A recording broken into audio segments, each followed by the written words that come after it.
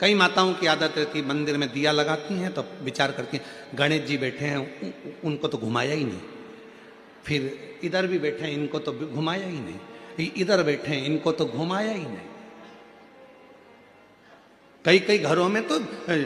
चाबी के किरिंग में भी अगर भगवान है तो उसको भी पूजन में रखे, उनको तो नहलाया ही नहीं, उनको भी रखे, उनका भी स्नान। मतलब अभी भी भेद है तुम में कि सब देवता अलग है। बस एक ही जगह पर तुम ये देखते हो कि भगवान को हमने अलग अलग अलग अलग सबको चंदन लगा रही, सबको सबको सबको, चावल भी सबको लगा रही है,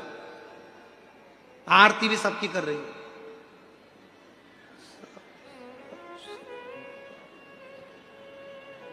जैसे भगवान कोनी मार के कह रहा है मेरे गया, इधर इधर इधर मुझे